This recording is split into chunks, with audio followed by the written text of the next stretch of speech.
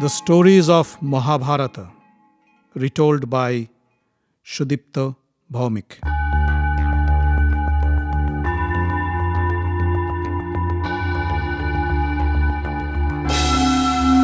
Welcome, dear friends, to another episode of the stories of Mahabharata. In the last episode, we heard the story of how Rishi Chavan got back his youth with the help of his wife Sukanya. We also heard how King Ushinara passed the cruel test of Lord Agni and Indra.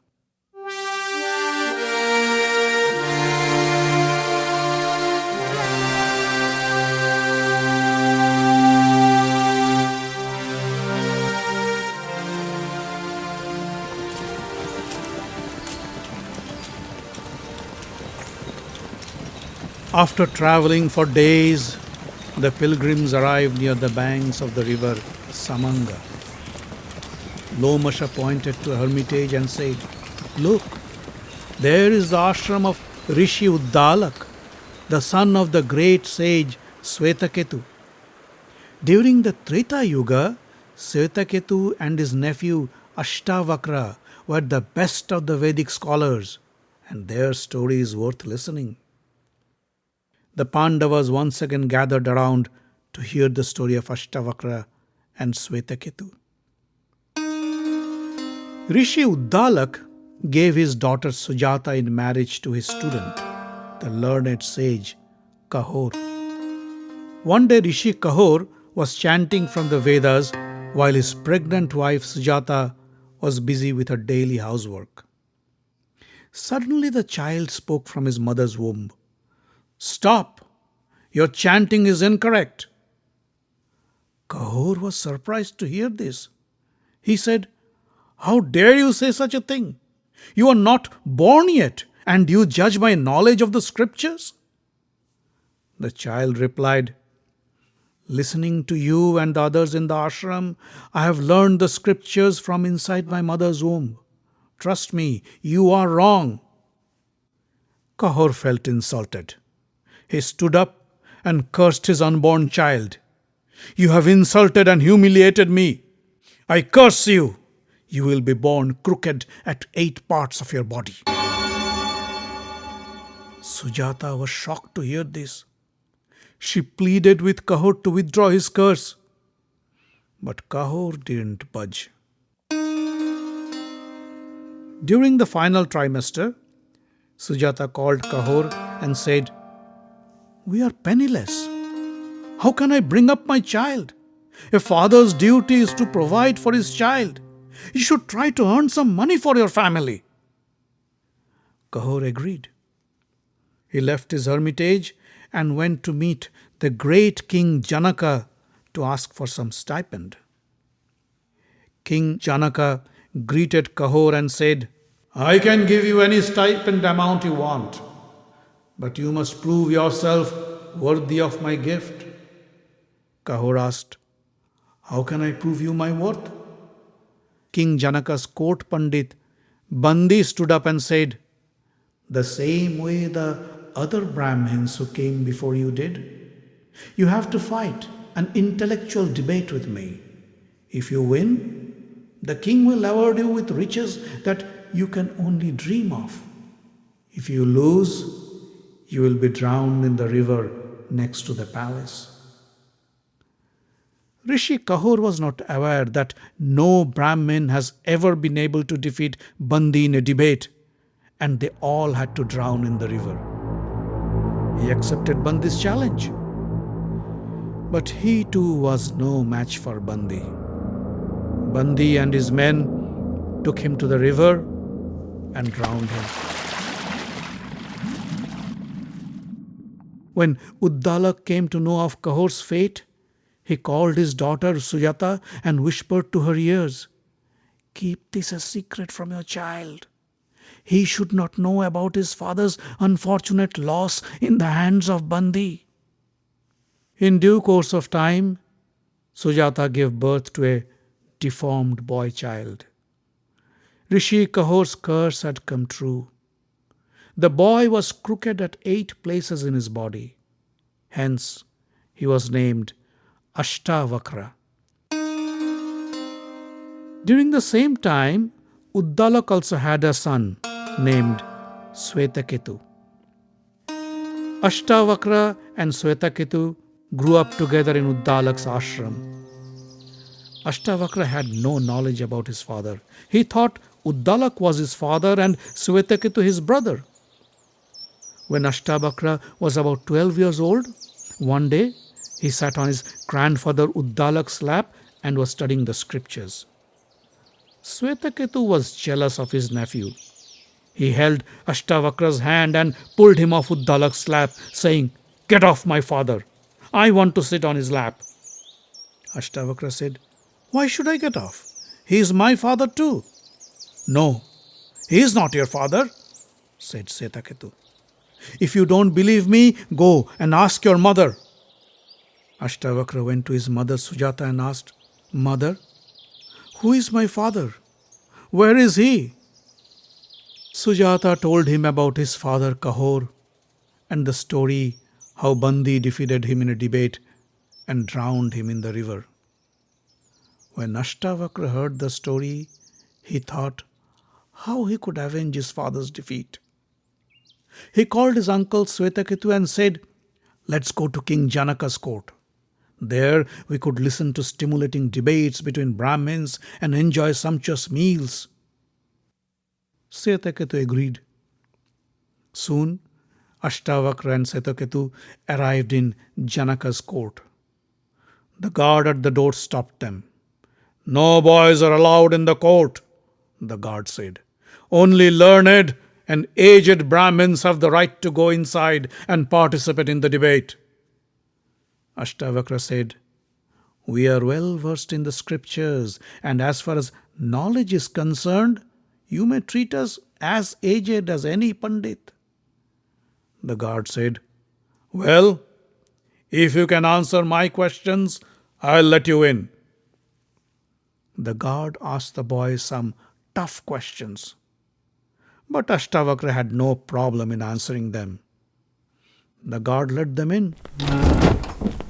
Ashtavakra entered the court of Janaka and said, "O king, I understand you drown and kill the Brahmins who lose in debates with your court Pandit Bandi. Where is that arrogant man? Call him. I challenge him to debate with me." King Janaka laughed and said, "Young man, you don't know what you are talking about. Many learned rishis and Brahmins have tried to defeat Bandi, but they all failed and lost their lives. Go back to your mother. She must be worried." Ashtavakra said, "Bandi is yet to face an opponent like me. Ask him to debate with me and watch how I cut him down to size." The king could sense that Ashtavakra was no ordinary boy. But before he could subject him to the challenge, he wanted to check if the boy really was what he claimed to be. He asked Ashtavakra some difficult questions from the Vedas.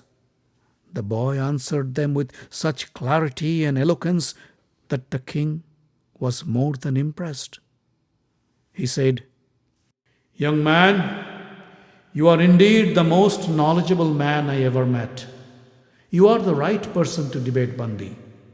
Ashtavakra then sat across Bandi and engaged in a fierce battle of wits.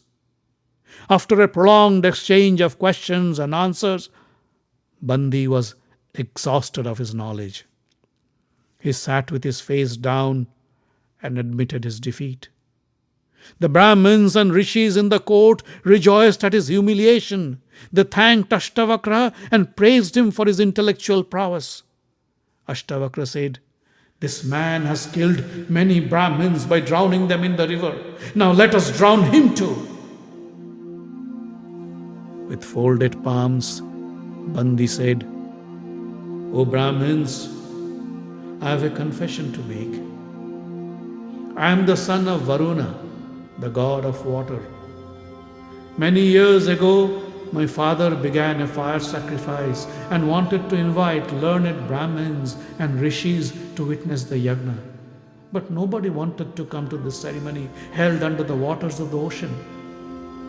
Therefore, I had to trick them. The Brahmins I drowned are not dead.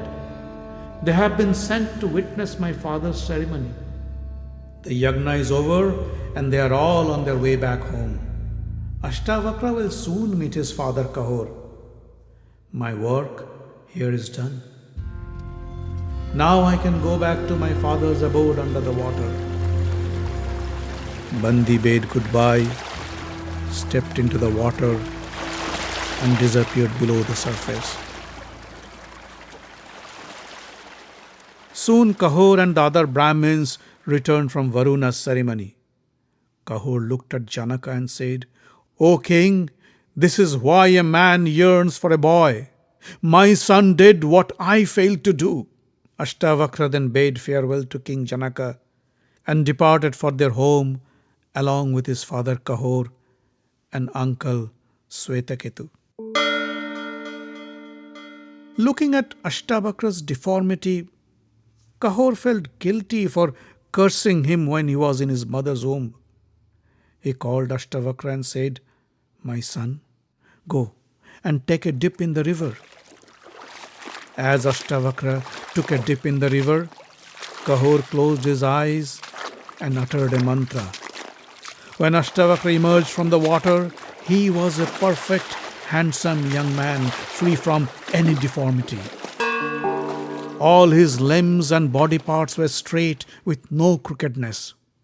Since then, the river was known as Samanga, or the straight body river.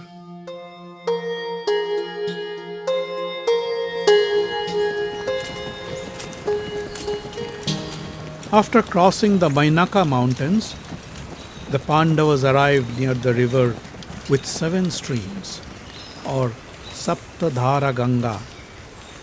Lomasha said, "Our next destination will be the Kailasha mountains, the land of Kubera, the king of the Yakshas. There we can meet your brother Arjuna. Try to get some rest now, for the path ahead is difficult and hazardous. The land is guarded by the fierce Rakshasas, Kinnaras and Yakshas. We should take extra precaution and be prepared to fight those demons." Yudhishthira thought for a while and then said, "Let Draupadi, Sahadeva and the others rest here. Bhima, you stay here with Draupadi. Rishi Lomasha, Nakul and I will travel the perilous path to the Kailasha mountains and meet Arjuna." Bhima didn't like the proposal at all. He said, "We are all eager to meet Arjuna. Besides, I cannot let you go alone through that dangerous Rakshasa-infested route. Don't worry about Draupadi and Sahadeva. I will carry them on my shoulder." Draupadi laughed and said, "What makes you think I can't walk? Let's all go together to the Kailasha mountains." On the way, the Pandavas arrived in Pulinda. The king of Pulinda, Subahu, welcomed the Pandavas to his palace. The Pandavas rested for the night, and at daybreak they departed for Kailasha. On the way, Lomasha pointed at a huge pile of rocks as high as the mountains and said, "That hill is not made of rocks. Those are the bones of the demon Narakasura. Narakasura acquired immense power through strict practice of austerities. And then he attacked the gods to take over the heavens. The gods went to Lord Vishnu for help. Lord Vishnu, with a mere touch of his hand, killed Narakasura. The giant crashed to the ground and his bones piled up to form this hill. The Pandavas hailed Lord Vishnu. Lomasha then narrated the story of how Lord Vishnu saved the world by taking the form of a boar.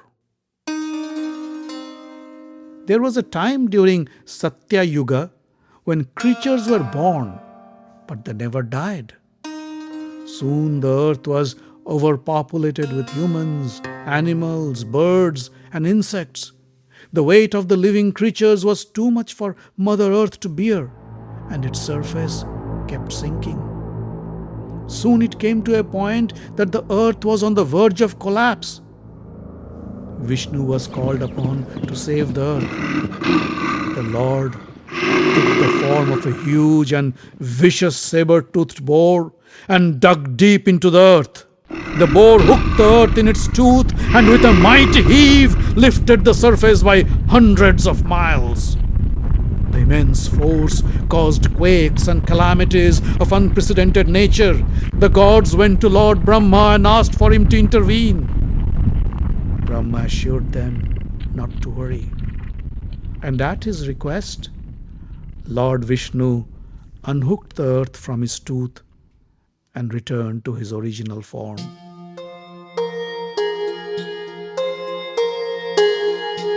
The Pandavas continued their journey through the mountain pass.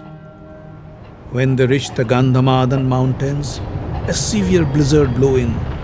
The Pandavas ran for shelter. Little later, they found a cave and took refuge inside. When the blizzard calmed down, they came out of the cave to resume their trek. But within a mile, Draupadi fainted and collapsed on the snow-covered ground. The Pandavas carried her back to the cave and tried their best to revive her. They covered her with deer skin and lit a small fire to warm her up. Yudhishthira held her hand and lamented, "It is all my fault. It is for my sin she has to go through this suffering. How can I ever pardon myself?" Bhima tried to console him. "Don't worry, brother. Draupadi will be fine. She is tired, that's all. Let her take some rest and then we can continue our journey," he said. Yudhishthira looked at Bhima and said, "But how could she continue the journey through these perilous mountains?" Bhima said, "Wait a moment. I have a plan." He walked out of the cave and called his son Ghatotkacha. As soon as Bhima thought of his son, Ghatotkacha appeared and said, "Father, you have called me and here I am. Tell me, what can I do for you?" Bhima said, "Your mother is tired and unwell. Carry her on your shoulder and travel with us to the Kailasha mountain. Make sure she is comfortable." Ghatotkacha lifted Draupadi in his arms and flew through the sky, following the Pandavas, who were carried by Ghatotkacha's Rakshasa followers. Soon they arrived in the beautiful hermitage Badrika ashram of Naranarayana. Draupadi felt much better now. The pleasant surroundings of the ashram rejuvenated the Pandavas as they waited for the arrival of their brother Arjuna.